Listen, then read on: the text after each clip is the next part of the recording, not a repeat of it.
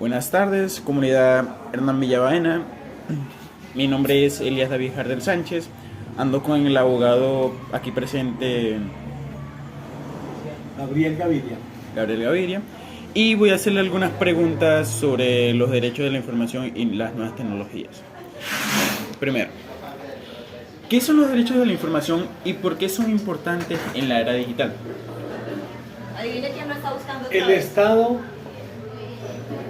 ha evolucionado de manera clara y la sociedad ha evolucionado de manera clara en la tecnología. Esa evolución, obviamente, ha hecho una ruptura con todo el conocimiento. Ya las personas no se comunican a través de un teléfono vía voz, sino vía digital, donde pueden observarse. Esa situación permite entonces que las personas se comuniquen de la mejor manera. Hay más acceso, hay más libertad para ello. La Constitución Política de Colombia fue erigida en el año 1991 y en ese entonces no teníamos este tipo de tecnologías de avanzada. No existían los celulares, no existían el internet, no existía el WhatsApp y muchas otras. Entonces nos debemos de pegar primero a la Constitución Política de Colombia en lo atinente a los derechos. Y empezamos por el derecho a la vida, el derecho a la intimidad, el derecho a la honra. El artículo 20 habla del derecho a recibir comunicación. Toda persona tiene derecho a recibir información veraz y oportuna. Información entonces que debe estar en una base de datos y que el Estado no puede lanzar esa información sin la autorización de la persona. Ahí entonces el artículo 13 de la Constitución Política de Colombia es claro cuando le dice el derecho a la vida es inviolable. El artículo 20 dice toda persona tiene derecho a recibir información veraz y oportuna a través de los medios. Ahí queda la Constitución, pero la era digital ha exigido que entonces el Estado empiece a investigar todo eso. ¿Por qué? Porque ya con la nueva era digital a las personas se les está afectando su intimidad. La extorsión, el ciberdelito, donde las personas se están haciendo pasar por otras, donde solicitan desde las cárceles, y es un delito que se está viendo muy a menudo, se roban la información de los WhatsApps y piden entonces a través de ellos esa rescates incluso de información. Los derechos digitales son claros y buscan garantizar que todos los individuos puedan acceder a una información, puedan tener esa información. Para eso está entonces hecho. Listo. Bueno, la segunda pregunta. ¿De qué manera las nuevas tecnologías han cambiado la forma en que se comparte la información? La información anteriormente se compartía vía correo, donde yo redactaba una carta e iba. Incluso mucho antes de ello existía el famoso telégrafo, que para ustedes como jóvenes ni siquiera esa palabra telégrafo no existe. Uno llegaba a un correo y había una empresa que ya desapareció, se llamaba Telecom, y esa empresa de telecomunicaciones, usted llegaba y mandaba una información y vía telegrama, la persona a través de unos tics en un aparatico, allá le recibían la información, la transformaban en palabras y esa era. Ahora no. Y si nos vamos a la época prehistórica, nos comunicamos era a través de señales de humo. Mire que todo ha ido avanzando. Luego llegó el teléfono, pero el teléfono fue vía voz como el radio. Ahora llegó la telefonía celular y esa telefonía celular encaminó al hombre en una situación diferente. Ha afectado demasiado y ha beneficiado mucho. ¿En qué ha afectado? Ya las personas no se comunican a viva voz. Ya les da pereza escribir. Ya se nos está olvidando escribir. Ya se nos está incluso olvidando hablar. Porque mandamos el mensaje de voz. Oprimimos el botoncito y mandamos el mensaje de voz. Eso está afectando de una manera ostensible, y se lo hablo como abogado y como especialista en neuropsicología, ha afectado de manera ostensible el desarrollo cognitivo de las juventudes, de la modernidad. Eso entonces afecta por un lado. Por el otro me dice la privacidad. Mire, como abogado penalista le estoy diciendo, continuamente recibo, y en este momento tengo no sé cuántos procesos, porque se les roban la información. Y es que entre jóvenes somos, entre comillas, novios, y compartimos fotos íntimas que van allá a la red, y alguien puede estar interceptando tu correo y robarla, o tu WhatsApp, y robar esa información para después colocar una solicitud por dinero, una extorsión, o muchas veces por colocarte en evidencia ante las demás personas. Guarda información. Yo siempre le digo, mucho cuidado, los famosos memes. Toman esa foto íntima, la colocan, toman la foto de la muchacha, usted sabe que la tecnología digital cambia, les ponen otro cabello, tal cosa, y empiezan a denigrar de esa persona. Bastante. Los jóvenes no deben, y no me gusta utilizar la palabra tienen, pero aquí sí la voy a utilizar, tienen que ser conscientes de que su intimidad es algo que nadie la puede trascender. Es mía y solamente mía. Ahí respondo a tu segunda pregunta cuando dice que tienen que tener cuidado en esa forma. Bueno, la tercera pregunta es, ¿cuáles son algunos de los principales riesgos para la privacidad al utilizar plataformas digitales? Cuando utilices una plataforma digital, siempre debes de utilizar o tu celular o un computador, pero que sea personal. Número uno. Número dos, debes de blindarlo muy bien con unas contraseñas especiales. Y esas contraseñas solamente usted debe conocerlas, porque si alguien accede a ellas, pues te va a dañar la vida. Y créame, en este momento tengo, nada menos ayer, tomé un proceso de una dama que terminó con su novio y en este momento están rodando por las redes sociales más de 70 fotos íntimas de ellos, donde él se tapó la cara pero la muestra a ella en toda su esplendor, y eso obviamente afecta la vida íntima de esta señora. Como neuropsicólogo la estoy atendiendo, y aparte de eso estamos con citas de psiquiatría. Fuerte. La cuarta pregunta es, ¿qué papel juegan las redes sociales en la difusión de información falsa o de desinformación? Mire, estamos en los últimos meses viendo cómo las personas ya manejan los videos y los transforman de una manera ostensible, donde ponen a una persona a hablar y no es ella. El uso de las redes sociales y que se constituyan en un delito realmente no está regulada como debe ser, y por eso muchas personas todavía la utilizan para denigrar y destruir la vida de muchas personas. La honra y la honestidad de las personas está en este momento en vilo por el manejo inadecuado de las redes sociales.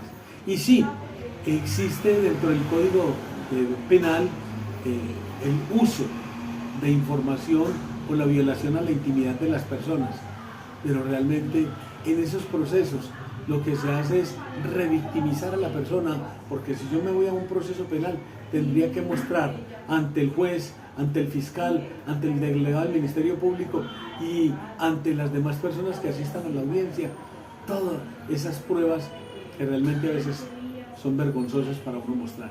Bueno, en sí, ¿qué es la propiedad intelectual en el ámbito digital y cómo se protegen los derechos de los creadores de contenido? Existe en Colombia la normatividad clara para hacer respetar esos derechos que incluso están en un hilo.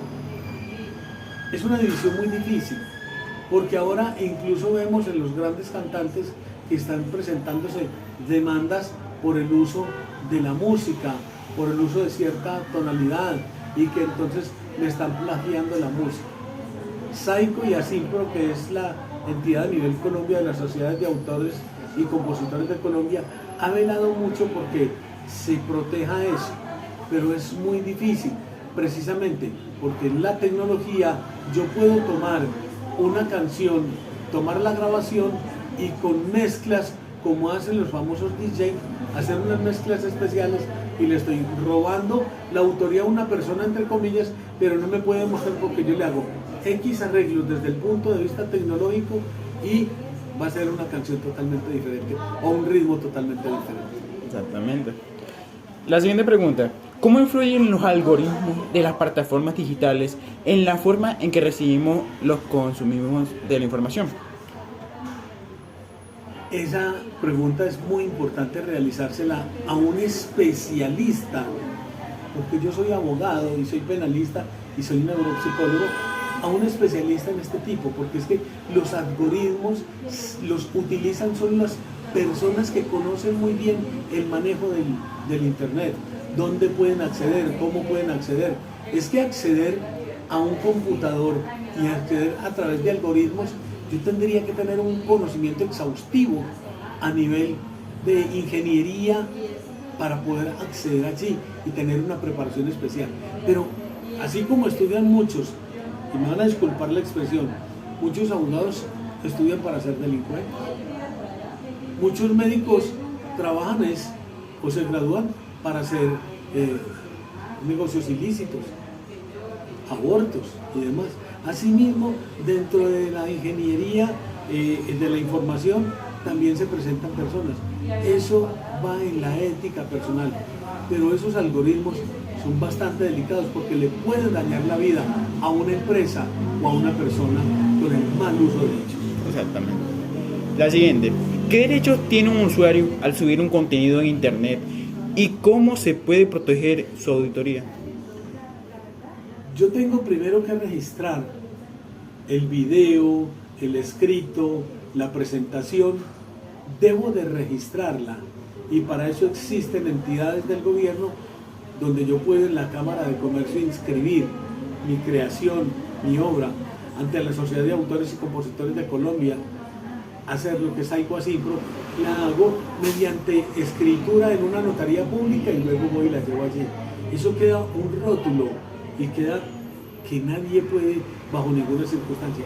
Y quien acceda a mi información es un delito y puede ser una falsedad que esté cometiendo por el uso de una información que yo tenga ya netamente inscrita, bien sea a través de un notario, en la Cámara de Comercio o en la Sociedad de Autores y Compositores de Colombia. Eso.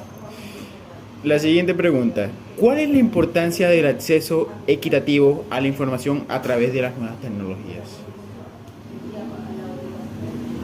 Yo creo que esa pregunta tendríamos que hacérsela es más bien a los senadores de la República y al señor presidente. Desafortunadamente Colombia es un país inequitativo, es un país desigual, donde el joven realmente no tiene acceso a la tecnología como debe ser. Si las instituciones educativas tuviesen un acceso adecuado al Internet, donde el joven pueda acceder, pero hay escuelas rurales donde todavía el profesor está escribiendo con tiza, porque ni siquiera hay un tablero donde puedan escribir y que sabemos que la tiza es dañina para el docente y tenemos cantidad. Yo fui director aquí en Bello de talento humano del municipio y profesores con problemas respiratorios por el uso de la tiza. Así muchachos escribiendo en pizarras en el suelo con hojas de papel usado en un colegio donde realmente no se podía llamar colegio, en una posilga donde están sentados debajo de un árbol. Eso es vergonzoso. Entonces yo pienso que aquí lo que hay que pensar es en equidad y en equidad social y dejar de hablar tanto por las redes, el señor presidente, los señores senadores, llámese de la corriente política que sea, pero que realmente tengamos acceso a través de las normas, de las leyes, que ellos son los padres de la patria y los creadores de las normas. Pero yo siempre he dicho, y para terminar le digo, es que el pueblo tiene el gobernante que se merece. Y antes de que piensen ustedes como jóvenes que van a ser el futuro de Colombia, piensen muy bien a quién van a elegir. No piensen en derecha, no piensen en centro, no piensen en izquierda. Piensen en ustedes y en sus hijos. Muchas gracias. Y la última, para terminar. ¿De qué manera los derechos de la información podrían verse afectados por el desarrollo de las tecnologías emergentes como la inteligencia artificial? Ya lo estamos viendo.